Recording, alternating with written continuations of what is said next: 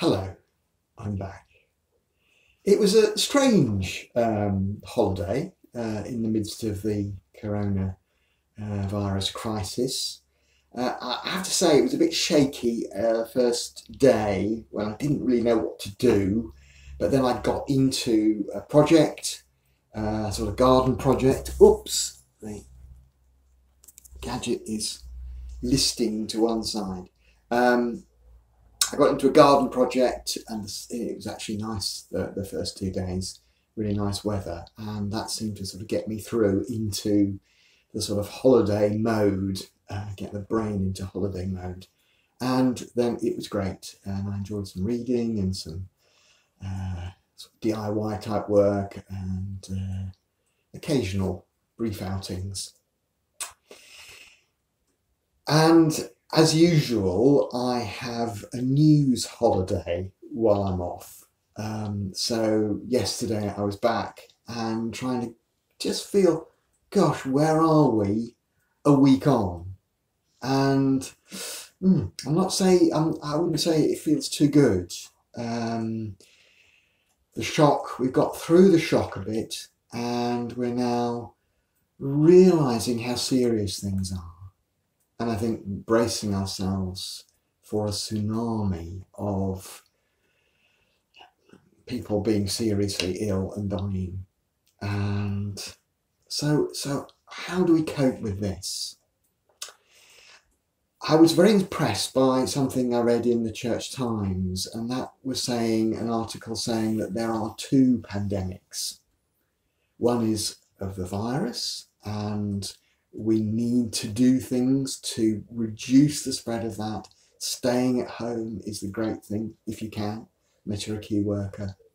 The other thing is to keep our distance. If we go out for exercise or walk our dog or whatever, keep your distance, as people are, I think. And washing our hands. And they are effective means of reducing the spread of the virus, because our society has evolved to be highly susceptible to the spread of virus through commuting and air travel and all those sort of things. But there is another virus, and that is fear. What do we do if we are feeling fearful? And what do we do even if we're not? Because if you're like me, you may not be in touch with the fear underneath. You may just find yourself getting a bit ratty with the dog or whatever. I was talking to someone yesterday and they were reminding me that anger is a cover.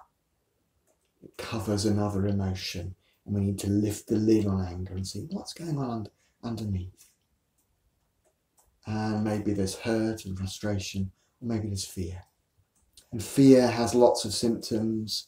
Panic is one of them. Panic buying is, I think, a symptom of fear.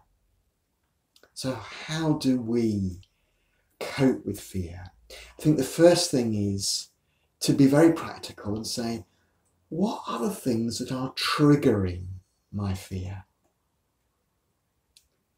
And actually reducing them. So if you find you are, and be aware how you are at the end of things, not before, but afterwards. So you've watched the news, how are you feeling? Are you feeling more fearful? Well, maybe you shouldn't be watching the news. Maybe you need a news holiday. Or maybe you need to get your news in a way that you're more in control of. A news app, perhaps, where you can be in control of what you see. And be careful of the videos, because our media, and I'm part of that, is very stimulating. We love a sound and vision, and it is highly addictive. It's like caffeine in our coffee or something. And so if you say, oh right, okay, I'm going to stop watching visual news, then you'll probably have to go through a bit of cold turkey. because you're addicted and you need to come off that. My suggestion is dear old Radio 4. I don't see the news very much, maybe once or twice a week. There are times when I want to watch the news, when there was the flooding, the last year. You need to see that. But actually, you can get most of it from, well, I would suggest Radio 4 News. 10 minutes, you actually get more in that 10 minutes of a news broadcast. I'm thinking of the Today programme. You get news at the hour. You get more in that than you get in half an hour of the television. Sorry, that's a rant. I'm a bit negative about televisions. I think they're a bit overrated. I love radio. That's my brain, that way it works. So maybe, and you know, you might find radio news actually very boring. If you go to sleep in it, it doesn't matter. You may think, gosh, you know, is it still read by Alvar Liddell? That's a bit of a history joke. He read the news in the war, famous newsreader. But yeah, it's actually, the news has changed, but well, what else has? It's measured, sombre, and Radio 4 programmes have some very measured, thoughtful comments. They get a bit silly sometimes, but it's less stimulating. It's not trying to grab your attention. It's saying, here it is. So that may be helpful to you. But if you're aware of this fear, what can you do? Well, I would recommend a bit of stillness each day. And you might say, oh, no, that's going to be worse. In the stillness, I'm going to be aware of my fears. But actually, in the stillness, you are able to face your fears. Just be still, and maybe you find things that you can do just to calm your mind. Connect with your breathing. That's a brilliant thing to do. Just connect with your breathing. Just feeling yourself breathing in and out. Just go with that. In and out. And there are clever things you can do. Anne was telling me that to relax, you should make your out breath more than your in breath. I didn't find that easy, but that's an idea. Connect with your breathing. If you find something encouraging, inspiring, then stay with that. Maybe just have a few words and just breathe those words. Whatever it is, maybe just 2 words or 1 word with 2 syllables, and just breathe into that word. I don't know what it might be. I use words like trust or release the tension. Release. Just find what it is.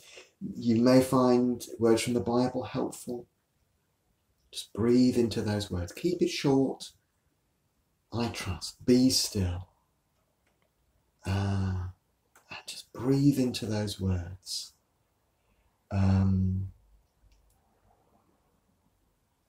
Just a little bit, I think I probably said before, just a few minutes each day will make a difference. Go somewhere, if you can find somewhere calming in your house, have a calming seat. Go and sit there, do something, maybe light a candle, just to calm yourself and be still and face the fears a bit.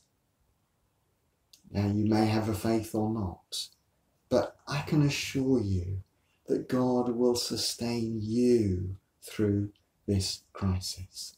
That you who is you will be sustained through this crisis. I've used the word sustain as a breath prayer. I call it a breath prayer. But just using that word, I will be sustained through this. Whatever happens, I will be sustained through this. I hope that was useful. It's good to be back. and I look forward to connecting with you again. Thanks.